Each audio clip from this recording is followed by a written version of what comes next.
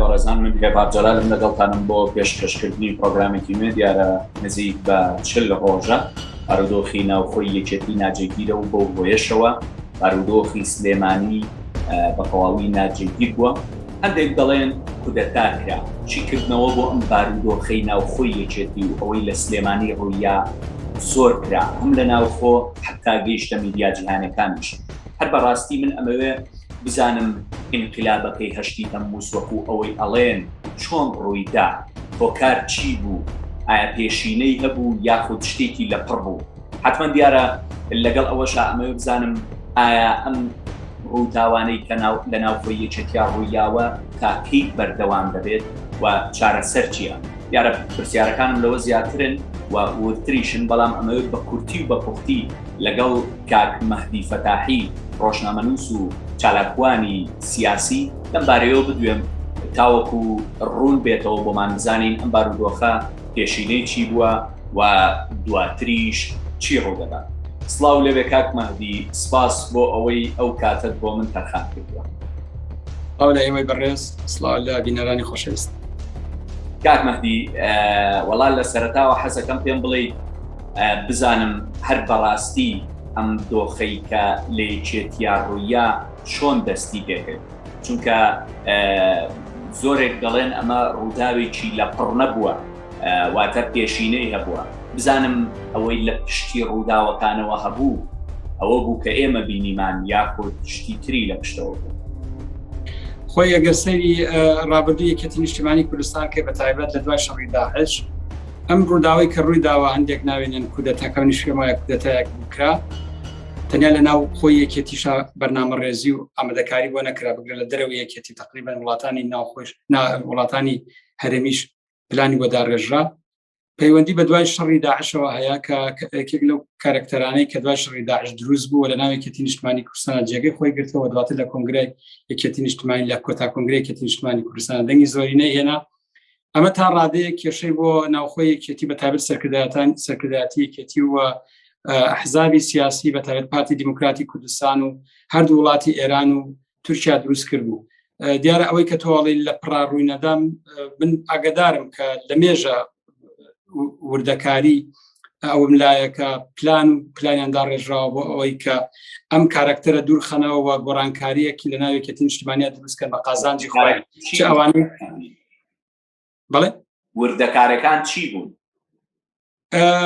فرەڕە هەندەوە کوتم، یەک ماڵی مام جەلالم ئەم پۆستە بە پۆستی خۆیان نەزانن، دوو سەرکردایەتی کۆنی یەکێتی نیشتیمانی کوردستان ئامادە نین سازشکردن لەسەر بەرژەوەندیەکانی خۆیان، سێ پارتی دیموکراتی کوردستان بۆ خۆی کێشەی ئەوەی هەیە کە هەر کەسێ بە هاوپەیمانی خۆی بزانێ ئەبێت تەسلیمی ئەجندای سیاسی ئەو بێت. چوار کارکتەر و ڕۆڵی خودی لاور شەڕجەنگی لە ڕۆژهەڵاتی کوردستان تا ڕادەیە وە زیاتر لە ڕۆژئاوا باکووری کوردستان. ئەمانە ئەو ڕەهەندانن بەڕاستی کودەتاکەی ئاسان کرد و بەم ئەمە ئەنجامەی گەیان کە ئێستا من تۆ قسەی لەسەرەکەی. کەواتە پێ دوا بۆ ئەم کودەتایە پێشینەیەکی هەبوو؟ بەڵێ من بۆ خۆم دقیق لە 25/2020 زانیاریم پێدرا کە کۆمەڵی ئەندامی سەرکردایەتی مەکتەبی سیاسی کۆنی یەکێتی کۆن بۆ مانای پێش کۆنگرە لەگەڵ پارتیدا ڕێکەوتون، پلانی ئەویان هەیە لە کۆنگرەیەکی ڕۆژنامەوانیە ئەوە ڕابگەێنن کە شەرعەتی یەکێتی نیشتیمانی کوردستان لای ئەوانە و ئەو کۆنگرەیەکە گیراوە هیچ مانە و مەفهومێکی نییە. هەرو کاتە من بۆ خۆم بەدواچوونم کرد، یەکێک لەو براوە بەڕێزانم کاگارە محەممەد پەیوەندیم پێوە کرد، کاگارەم وتی ئەمە شتێکی مەترسیدارە بۆ تۆ بەدواچوون ناکەی و ئەگەر کرایش لەگەڵ ئەو برادر مەبەستی لاو شێرجەنگی بۆ قسە بکەم. هەرو کاتە من بەدواچوونم کرد لەگەڵ چەند ئەندامێکی سەرکردایەتی یەکێتی، ئێستاش بەرپرسایەتیانی هەر لە ناو حزب و هەم لە ناو حکوومەت قسەم کرد، ئەوان ڕەدیان کردەوە و ئەوان بە شتێکی زۆر خراپیشان زانی و ئەوان وا باسییان کرد کە هەرچەنە اختلاف بگا بە هەر شوێنێک نابێت لەو کارە ڕووبدات و هەر کەسێکی شەو کارە بکات ئەبێ ڕێگەی لێ بگیرێت. دواتر من لەگەڵ خودی لاهور شێرجەنگی قسەم کرد، وتم شتێکی وا هەیە، زانێرێکی وا بە من گەشت و حتا خودی خۆشی باوەڕی پێ نەکرد. یەک بەڕێی من ئاستی سیاسی لاهور شێرجەنگی لەو ئاستانە بوو کە پێشبینی بکات بۆ پلان بۆ کودەتای لەو جۆرە پرسیارم لەسەر ئەوە بێ پرسیارێکی زۆر هەیە لەسەرەوەی لاوەری شێرجەنگی بووە لە کاتێکا ئەو بەرپرسی دەستگای ئەمنیش بووە بەڵام پێش ئەوە مەبەستم شتێکە بیزانم هەر بەڕاست پەنجەی تۆمەت زۆر بۆ پارتی دیموکراتی کوردستان ڕائەکێشێ یعنی پارتی چی بەرژەوەندیەکیە لەسەر ئەوەی تێیچێتی وای دەبێت خۆ پارتی ئێستا بەپێی ئەوەی کە ئەبینرێت لە هەرێمی کوردستانە حیزبی یەکەمە و دەسەڵاتی زۆرە و سێکتەرە هەرە گرنگەکان لەلای ئەوە و زۆرینەی پەرلەمان لەلای ئەوە پارتی چی ئیشی بەوەیە کە یەکێتی وا لێ بکات پارتی دقیق ئەوەیەوێت کە لە دوای ڕێکەوتنی استراتیژی نێوان یەکێتی و پارتی چۆن هەموو بەرژەوەندیەکانی بە قازانجی خۆی هەم لە ناو حکوومەت و هەم لە حکوومەتی عێراق و هەرێمی کوردستان بە قازانجی خۆی لەو ڕێکەوتنا یعنی استیفادەیە کرد پارتی بەڕاستی لە دوای کۆنگرە ڕێکەوتنی استراتیژی نێوان یەکێتی پارتی فەشەلی هێنابوو یا هەڵوەشابوویەوە بەڵام ڕانەگەێنرابوو ئەمە بۆ خۆی پارتی تووشی گرفتێکی زۆر گەورە کردبوو پارتی نەیەتوانی وەک جاران پێش کۆنگرەوە لە ڕێکەوتنەوەی استراتیژیا ئەو هەموو پۆستانەی کە ئەو قۆرخی کردبوو بتوانێت قۆرخی کات پارتی زۆر زوو هەوڵی ئەوەی دا کە ئەمە بە جۆرێک لە جۆرەکان لەگەڵ کۆنە سەرکردایەتی یەکێتی نیشتیمانی کوردستان یەکلای کاتەوە بەڵام موفق نەبوو بۆ نمونە لە کاتی تەسلیمکردنەوە یا بەداخەوە تەسلیمکردنەوەی مستەفای سەلیمیە پێش ئەوەی کە ئەوان ڕێکەون لەسەر کودەتایەکی لەو جۆرە هەوڵێکیان نا کە ئەم تۆپە بخەنە ساحەی یەکێتی وە کێشە بۆ سەرکردایەتی نوێ یەکێتی دوای کۆنگرە دروستکەن من بەڕاشکاوانە ئەیڵێم پێم وابێت لە مێدیای کوردی لە تایسە باس نەکراوە ئەو کاتێک کە مستەفای سەلیمی تەسلیم بە ئێران کرایەوە و یەکێتی نیشتیمانی کوردستان تۆمەتبات کرا و حقیقەتیش هەروە بوو ئەوایە تۆمەتبات کرا چونکە ئەو ناوچەی کە مستەفای سەلیمی لێ تەسلیم کرایەوە لەژێر هەژمونی یەکێتی نیشتیمانی کوردستان و دەستگای ئەمنی یەکێتی نیشتیمانی کوردستانە بوو من بۆ خۆم پەیوەندیکی زۆر بەربڵام هەم لەگەڵ برادرانی حزبی دیموکراتم لەگەڵ یەکێتی نیشتیمانی کوردستان و لەگەڵ ڕۆژنامەوان ناوخواگر کە بەدواچوون بکەین لەسەر ئەم مۆزوعە بزانین ئەسڵی و حقیقی مۆزوعەکە چۆنە ئەوە بوو من بۆ خۆم پێشنیارم کرد یەکێتی نیشتیمانی کوردستان و حزبی دیموکراتی ژنەیەک پێکدێنن بۆ تاریخی ئێڵێم یەکێتی نیشتیمانی کوردستان لەگەڵ حزبی دیموکراتی کوردستانی ئێرانە ژنەیەکیان پێکێناوە لەسەر ئەو مۆزوعە قوبات تاڵەبانی جێگری سەرۆکی هەرێمی جێگری سەرۆکوەزیرانی هەرێمی کوردستان لیژنەیەکی پێکێنا لەسەر ئەو دۆخە پارتی دیموکراتی کوردستان لە ناو پەرلەمانی کوردستانە 6 ئەندام پەرلەمانیان لیژنەیەکیان پێکێنا جگە لە پارتی دیموکراتی کوردستان و ئەو 6 ئەندام پەرلەمانە هیچ کەس هیچ یەکی لەو لیژنانە چ لیژنەکەی قوبات تاڵەبانی و چ لیژنەکەی حزبی دیموکراتی کوردستانی ئێران و یەکێتی نیشتیمانی کوردستان بۆ ڕای گشتی هیچ ڕوونکردنەوەیەکیانەیە وەک دگەشتیشە دەرئەنجام ئەگەر لە من بپرسی بۆچی ئەوان ڕایان نەگەیەنا و پارتی هەر ئەو قسانیان کردەوە کە لە سوسیال مێدیا و لە خۆیان وایان نیشاندا کە کەسێکی ئێرانی کە تۆمەتی بارحاڵان وەکو پێشمەرگەیەک یا پێشمەرگێکی دێرین کە پێشتر پێشمەرگە بووە تەسلیم کراوەتەوە یەکێتیان خستە تاوانبار کرد لە مۆزوعە ئەو لیژنەی کە مەبەستمە لە پەرلەمانی کوردستان پارتی بەڵێ ئەو لیژنەیە جگە لەوان ئەوانی تر چ قوبات تاڵبانی و چ یەکێتی نیشتیمانی حزبی دیموکراتی کوردستانی ئێران هیچ ڕوونکردنەوەیان بۆ ڕای گشتی ڕانەگەیان بە دەلیلی ئەوەی بەرپرسێکی باڵای یەکێتی نیشتیمانی کوردستان لەگەڵ دەستگای پاراستنا دەستیان لە مۆزوعە هەبووە بۆ ئەوەی کێشە کاگمادیوەکو تۆ بزانی لێرە ناکردناوی بڵم بەڵام لە داهاتوو تا منەگە پێویستی کردناوی ئەڵم لە ئاستی ئەندامی مەکتەبی سیاسی یەکێتی نیشتیمانی کوردستانە لەگەڵ دەستگای پاراستنا ئەگەر بپرسی بۆ چۆن بۆ نمونە ئەم کاک مستەفای سەلیمی کە بەداخەوە ئیعدام کرا منە و کاتەوە ئێستا شەر مەحکوم یەکەم کارە هەر کەسێک کردی کارێکی قێزەون بوو نەبووە ئینسانێک بە هەر تۆمەتێک بگیرێت و هەر پێشینەیەکی هەبێت بکرێت بە قوربانی ململانەی سیاسی دوو حزب یا دوو لایەن دوو گروپ ئەم کەسە پێشەوەی بێ بە حزبی دیموکرات لە کوردستانی ئێرانە بۆ دواترات و ناو حزبی دیموکرات دوای ناو حزبی دیموکراتە شکاتی لێکرا دوای ڕادیۆ حزبی دیموکراتی کوردستانی ئێران ڕایگەیاند ئەگەر کەس شکاتی لەسەر ئەم کەسە هەیە ئاگادارمان کاتەوە ئەو بوو 11 تا 14 شکایەت بۆ حزبی دیموکراتی کوردستانی ئێران لە ڕۆژهەڵاتی کوردستانەوە ڕۆشتووە حزبی دیموکراتی کوردستان بڕیاری گرتنیدا هەتا ئیعدامیش دواتر لە ڕێی نێچیروان بەرزانی پارتی دیموکراتی کوردستانەوە ئەم کەسە ئازاد کرا ئەمانە هەمووی وابەستەیە بەیەکەوە کاتێ زیندانی سەقز ئەشکێنرێت دیارە پاراستن و پارتی و ئەوان ئەزان ئەم کەسە لەوێ فرسەتێکی زۆر باشە لەسەر قزەوە هێنە سەیرانبەن لە سەیرانبەنەوە ڕسمی شێگرن دیارە بەرپرسانی ئاسایشی پێنجێنش ئاگداری ئەم بابەتە بوون و ئەینێن بۆ عەلی جاوانمەردی کۆی قسەکانی من لەسەر ئەوەیە ئەندامانی سەرکردایەتی یا بەرپرسانی یەکەم و دووهەمی سەرکردایەتی یەکێتی دوای کۆنگرە ئاگداری ئەم بابەتە نەبوون هەموو ئەم کێشە و گرفتانەی کە خراە ئەو کاتە دروستکرا بۆ ئەو بوو دوای کۆنگرە بەرپرسانی ئەوانەی کە لە کۆنگرا سەرکەوتنیان بەدەستێناوە بێ ئەتیباریان کەن و ئەمە بکەن بە هۆکارێکە سەرکردایەتی شەرعی یەکێتی بگەڕێنەوە بۆ لای هەمان سەرکردایەتی کۆنی یەکێتی سەرکردایەتی کۆنی یەکێتیش حتمەن بەرژەوەندیەکی پتە و هاوبەشیان لەگەڵ بنەماڵی بەرزانی پارتی دموکراتی کوردستان کاک مەهدی وەڵا من نامەوێت ئەو پرسیارم بەسەرات تێپەکە حتمەن ئێمە سەر ئەوەی سەرکردایەتی کۆنی یەکێتی چۆن ئەگەڕێتەوە سەبارەت بەوەش پرسیارم ئەبێت بەس هەر بەڕاستی یعنی ئەم پرسیارە زۆر لە لای خەڵک ئەکرێت بەڕاست لاهوری شێرپەنجی لە کاتێکدا دەستگای ئەمنی بەدەستەوە بووە دەستگای استخباراتی بەدەستەوە بووە چۆن ئاگاداری ئەو پلانە نەبووە یعنی چۆن ئەکرێ ئەو پلانە ڕووباو لاهوری شێرپەنجی ئاگادار نەبێت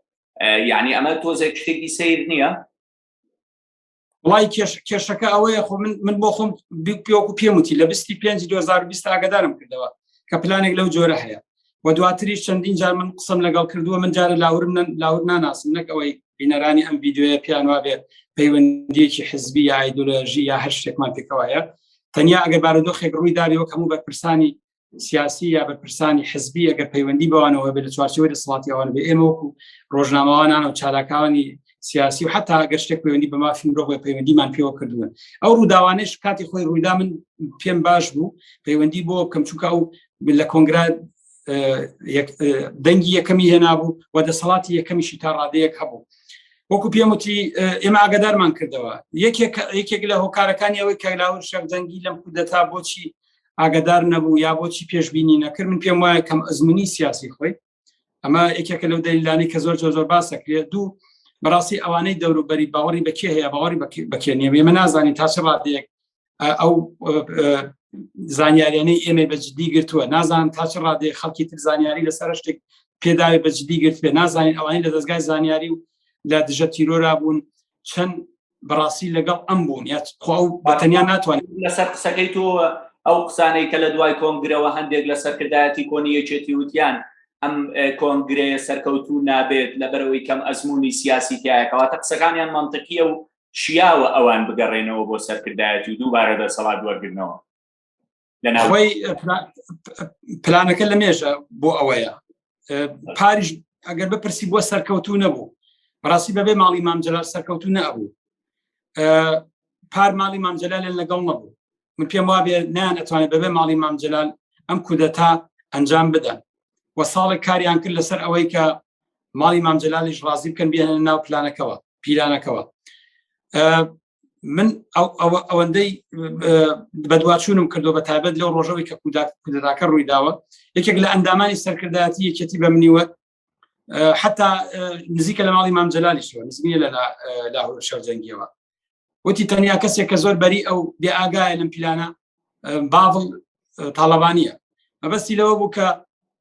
ئەو ڕۆڵی پێدراوە و مەبەستی ئەوەیە کە باڵ تاڵەبانی لە بەرامبەر شتێکە کاریش پێکرێت من پێم وایە ئەوەی کە ئەکرێت یعنی مەبەستەکەی چی بوو لە بەرامبەر چی ئەو کاری پێکرێت لە بەرامبەر ئەوەی کوڕی مام جەلالە شەرعەتی یەکێتی ئەبێ لای ئەو بێت لە ئەو مستحقتر نییە کەینەوە کاک مەهدی یعنی بۆ نمونە ئەو حیزبەی ماڵی مام جەلال و ماڵی ئیبراهیم ئەحمەد نییە تاوەکو ئەوان سەرکردایەتی و دەسەڵاتیان لابێت خۆی ئەزانی چۆنە من باوەڕم بەم مۆزوعی سۆسیال دیموکرات و دیموکراتی و ئەم فەلسەفە و ئەم دروشمە بەڕاستی درۆیانەی ڕۆژهەڵاتی ناوەڕاست نییە ئەگەر وابێت یەکێتی نیشتیمانی کوردستان لەسەر ئەساسە دروست بوو کە حزبی خەڵکە و لەگەڵ خەڵک بێ و دوور بێ لە بنە ماڵە و خێڵێکی و کۆمەڵی خەڵکی چەپ بەڕاستی پشتیوانی یەکێتیان کرد و یەکێتیشان سەرخست و یەکێتی هێزێکی کەمیش نەبوو لە شاخە و ئێستاش بە هێزێکی بەکەمی نازانیت و ئەوەی کە ئێستا ڕوئەدات لە دوای کودەتاوە مەگەر ئەو بڕیارانەی کە دراوە بە پێی پێڕۆی ناوخۆ درابێت یا ئەو بڕیارانەی کە دراوە بە کۆی پەندامانی سەرکردایەتی درابێت یا ئەو بڕیارانەی کە دراوە هیچ کاتێک گەڕاونەتەوە بۆ بەرنامە و ئەساسنامە ئەو حزبە من بۆ خۆم شتێکی وای نبینم دواتر ئەو ماڵی مامجلال بتێنێتە بە حەقی خۆیان ێزانن و لە مێژە مەسعود بارزانی بنەماڵی بارزانی هانی کوڕانی تاڵبانی ئەدەن لە ئێوە مستحقتر و شایستەتر و شیاوتر بۆ پۆستە نییە و کەسی بەقەدر ئێوە حەقی نییە ئەمە وای کردووە ئەوان زیاتر پێگیری بکەن یا پێداگرن لەسەر ئەوەی کە خۆیان ئەو ڕۆڵە ببینن بەڕێی من ئەم ڕێکەوتنە لاهوری شێرجەنگی یعنی کە لە کاتێکا ئەم حیزبەی ئەوان بێت و بنەماڵی بارزانی وەکو تۆی ئەڵەی پشگیریان بکەن و خۆیان بە حەقی خۆیان بیزانن بۆ نەیانتوانی دەنگی یەکەم بێنن وەکو لاهوری شێرجەنگی لە کۆنگرەیە ئەزانی چۆنە لاهوری شێرجەنگی لە دوای ئەوەی کە ئۆپۆزیسیۆنێکی جدی لە هەرێمی کوردستانە دروست بوو بە سەرکردایەتی یەکێتی نیشتیمانی کوردستان و بەداخەوە ڕۆحی شاد بێ کاک نەوشیروان ئێستانە ماوە تەنیا کەسێک کە توانێتی دەنگی ناڕەزایی لە ناوخۆی یەکێتی و لە دەرەوەی یەکێتی لە خۆی کۆکاتەوەی لاهوری شێرجەنگی بوو لەبیرمان نەچێت لاهوری شێرجەنگی پێگەیەکی زۆر بەهێزی جەماوەری هەیە ئەو پێگەیە وای کردووە کە ئەم قەلەقی دوودڵیە دڵەڕاوچێ لای هێزە سیاسیەکانی تر کۆنە سەرکردایەتی یەکێتی دیار کۆنە سەرکردایەتیەکی بەشێکیان هەمویان دروست کات بە تایبەتیش لای بنەماڵی بارزانی و ئەم ئەدا و هەیبەتەی لاهوری شێرجەنگی حتمما ئەبوو بە کێشە لەسەر بەرژەوەنیەکانی پارتی دیموکراتی کوردستان و پارتی دیموکراتی کوردستان ئەگەر لەبیرمان نەچێت لە دوای کۆنگرەوە هیچ وەختێک شەرعیتیان نەداوە و یەک جاریش دانیشتنیان لەگەڵ لاهوری شێرجەنگی نەکردووە و هەمیشەش سەرکردایەتی کۆنی سەرکردایەتی نوێی یەکێتیان ڕەفز کردووەتەوە تەنانەت تاڵبانیش لەم دواییانە قسەی لەسەر ناکە تۆ سەیری کە بۆ نمونە من بەناوی هێنم لە 16 ئۆکتۆبرە دیارە هەموو حیزبەکان دەستیان تیا هەبوو لە 16 ئۆکتۆبر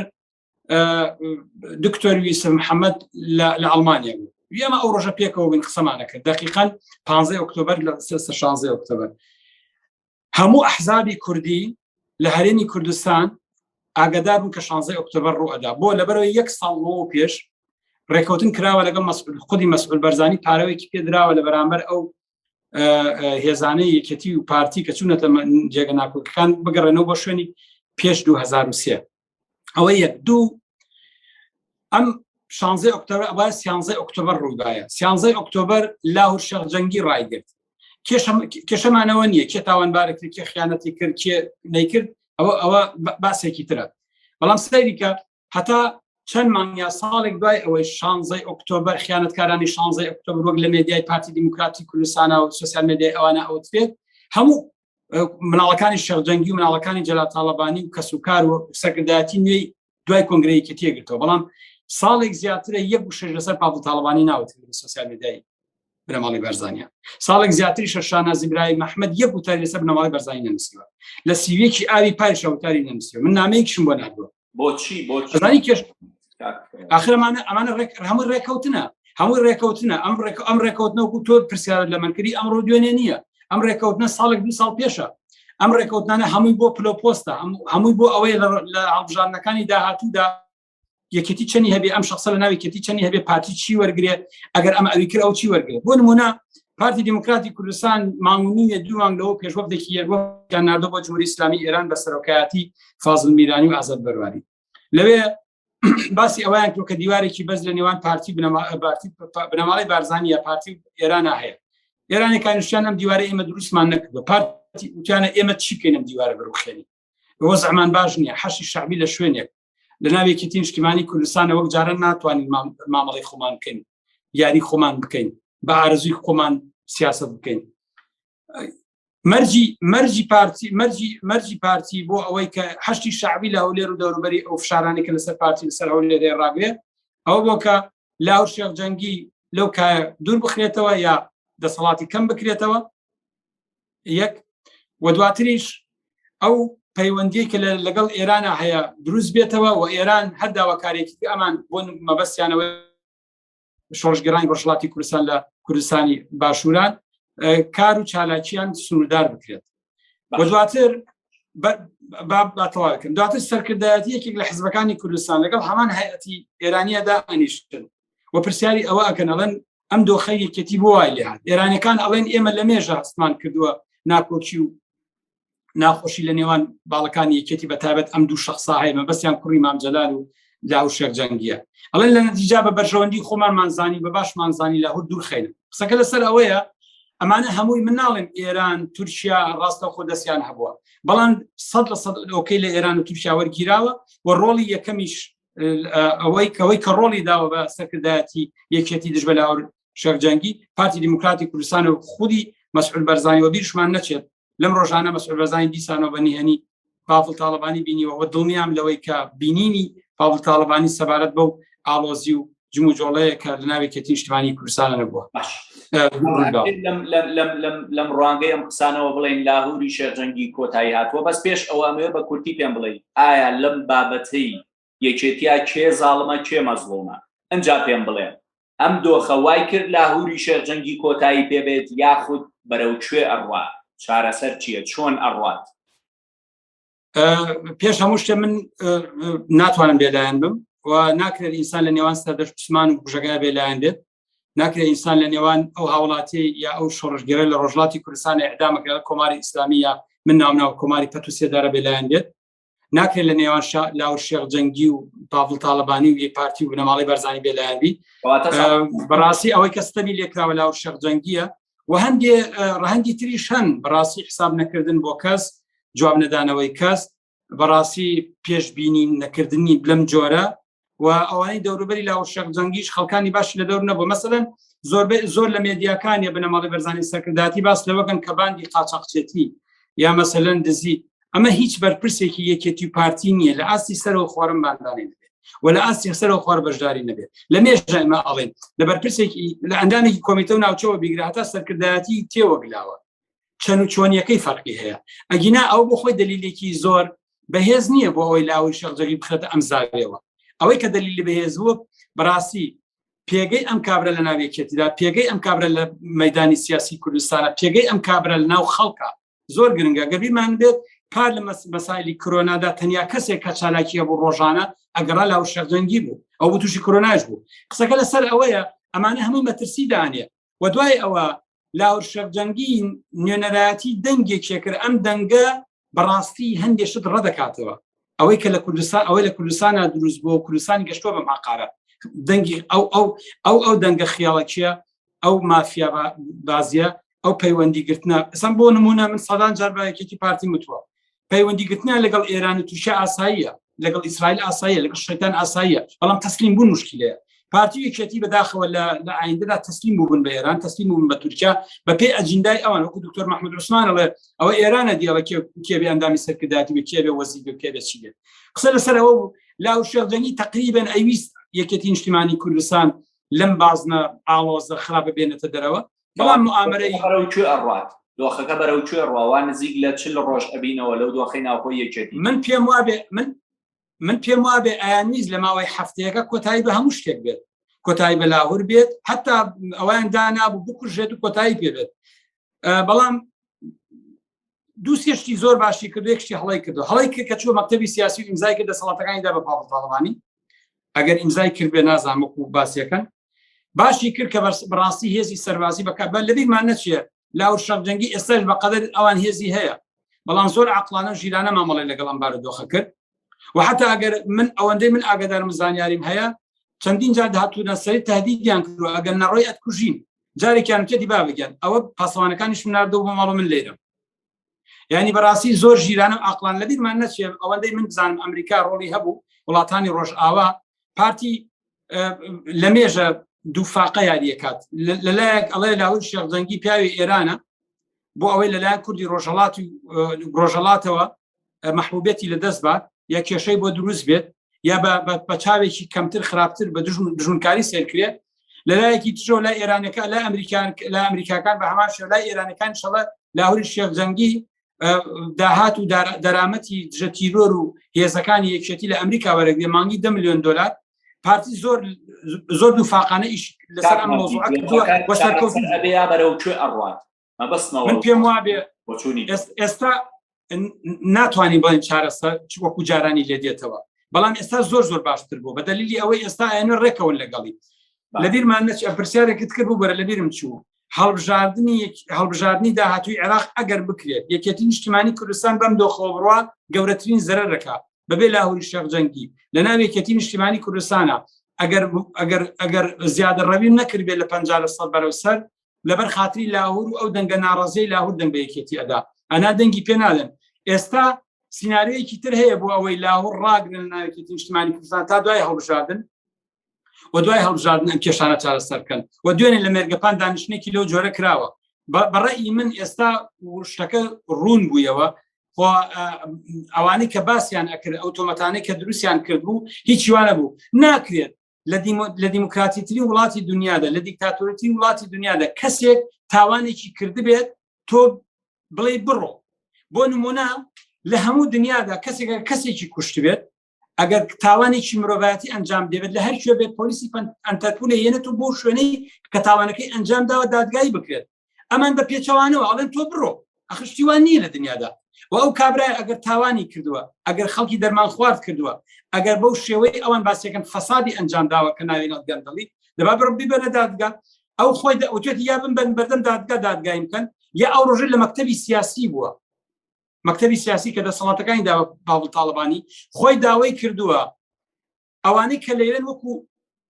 وەکو لیژنەیەک دیاری بکرێن و من لە من کۆڵێنەوە لە هەموو ئۆتۆمەتانی کە داوتان ئەگەر ئەم لیژنەیە گەشتە ئەو قەناعەتەی بە پێی بەڵگە من دەستم هەبووە چ سزایەکم سزام بن بەڵام ئەوان مەبەستەکە نە سزادانە نەکوشتنێتی نەگرتنێتی تەنیا هەدەفی سەرکردایەتی کۆنی یەکێتی ماڵی مام جەلال ماڵی تاڵەبانی ئێران تا ڕادەیەکیش تورکیا تا ڕادەیەکیش ئێران ئەوەیە دوورخستنەوەی لاوور شێخجەنگی لە ساحەی سیاسی هەرێمی کوردستان بە بەرژەوەندی خۆیان و ئەمەش تایسا ڕووی نەداوە و پێم وابێن ڕووی ژنادا و سەرکەوتو نابێت. بەم دۆخەوە یەکێتی ئەگاتە چی لە هەڵبژاردنەکانە بە کورتی پێم بڵێ سپاس دەکەم. خراپ زۆر خراپ دەنگەر یەکێتی دەنگەیات یاخود نا نیوە ئەگەر نیوەی کەم نەکات لەوەی پێش ئەو زیاتری بەرژەوەندی چی ئەبێ کاکمەتی بە بەرژەوەندی پارتیە بێت چونکە خەڵک ناچێت بۆ دەنگدان کێشەکە ئەوەیە. دوایین قسەتم بۆ پێی سپاس دەکەم. کێشەکە ئەوەیە دوایین قسەی من ئەوەیە پارتی ئەگەر لاهوریش دەرنەکات لە کوردستان لاهوریش دەسەڵاتی کەم نەکاتەوە هەر ئەوەیە ئەو قەناعەتە لای خەڵک یەکێتی دروستکات دەنگ نەدەنەوە بە یەکێتی لە قازانجیەوە. زۆر سپاس بۆ ڕۆژباس بۆ ئێوە ئەلاکوانی سیاسی کاک مەهدی فەتاحی سپاس بۆی کە لەگەڵمانە. سپاس دەستی وەش خۆش بێمان بینەوە.